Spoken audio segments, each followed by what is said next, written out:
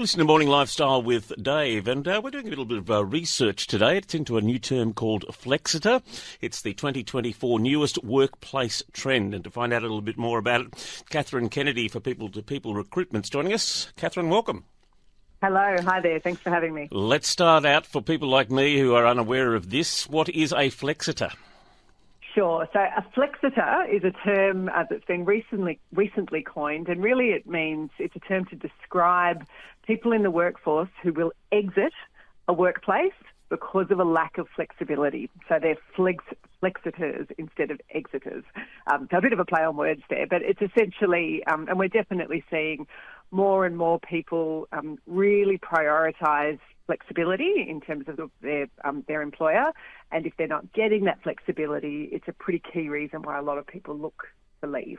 Is this as a result of 2020 when we weren't flexible at all, we were stuck at home, and then all of a sudden they said, oh, you have to come back to the office, and everyone said, well, I kind of like staying at home? Yeah, pretty much. So, pre the pandemic period for, most people were used to going into the office 5 days a week. That was sort of just the norm. And then, the world turned on its head, of course, and everybody got used to working at home. And I think that, people have then realised how beneficial that can be in terms of their own family relationships or their own balance in terms of work and life, and being able to prioritise some exercise without doing long commutes and still be productive. So I think that's why, it's definitely something that employees are really looking for. And a lot of employees also looking for that 4-day working week and the 3-day long weekend. Is that also part of this mix? Yeah, look, it is. It is. And I think, flexibility means different things to different people, and it means different things in different organisations as well. So, it can be anything from maybe even still a full-time in the office role, but that there's some flexibility about start and finish time. So it could be something that's as reasonably small as that, right through to a compressed work week, for example. So, people working really 5 days worth of work in a 4-day week, or some kind of a combination of work from home and in the office, or a fully remote sort of role. So there's all kinds of ways that employers approach flexibility, but it really just, depends on what the individuals need and what the employer needs as well. This is a two-way street, of course. It can't always be purely what the person who's in the employee position is looking for. Particularly for younger mums and dads, the idea that they need to actually look after their children because childcare is so difficult to get hold of introduces a new dynamic to that workplace environment as well, doesn't it?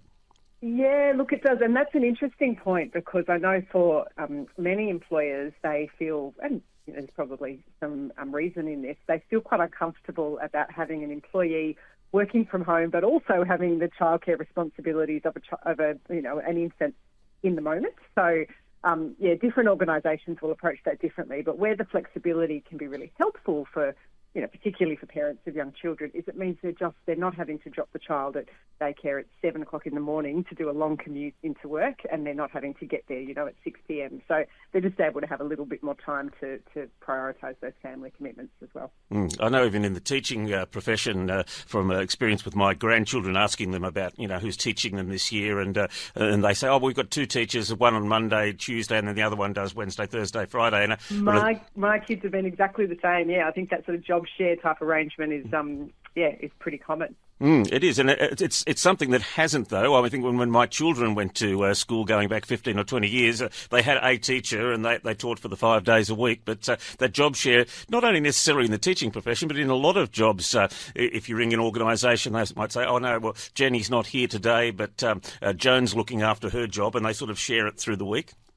Yeah, no, indeed. And there's a couple of, I can't bring to mind the organisation, but I know of at least one organisation that has job share CEOs. So it's 2 women who hold very senior executive positions, and they're co-CEOs. One does the beginning of the week, one does the latter half of the week. So it's not, it's now starting to filter through all kind of levels of positions. I guess the other thing to say about flexibility is not so much around start and finish times, but it is really a privilege to be able to work from home that some people can't do. If you're a school teacher, you need to be in the classroom teaching the children. If you're a nurse, you need to be there with the patient. So, I guess being mindful that it's not an option for everybody, but there is still some flexibility that can be offered by employers for everybody, which might be around start and finish times or compressed work weeks, etc. Yes, I'm just thinking of our very, very valuable tradies. If they Exactly. if they don't turn up, the house doesn't get built, does it? Yeah, I don't think they can. Yeah, they're not going to fix my plumbing if they're not. Yeah, not here in the pipes. So yeah, absolutely. There's definitely a whole big important part of the workforce who are, they have to be out in the workplace physically. And so yeah, I think they sometimes probably feel a little bit overlooked when these conversations happen. So I wanted to 100% acknowledge that this is not something that's an option for everybody. Yes, I remember at some stage during the COVID pandemic, there was a Facebook meme that came up and it says, "This is your captain speaking. Don't panic. I'm working from home." Yeah, that's right. Yeah, I don't think you want your heart surgeon working from home either when they're sort of dialing it in, maybe trying to do it via some kind of virtual reality. So, yeah, yes. Indeed, there's some very critical roles and critical people in very critical positions that we need frontline for sure. But where it's possible, obviously, people are voting with their feet as to whether or not they should be able to be a little bit more flexible. And those workplaces that have the opportunity to but fail to are the ones that are going to be missing out on the employees.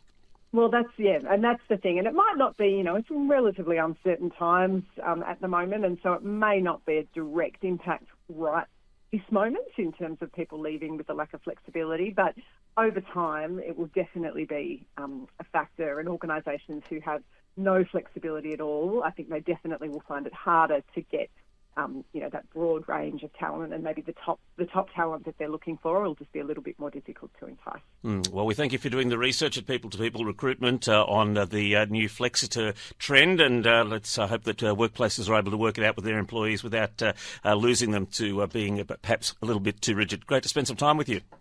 Thanks for your time.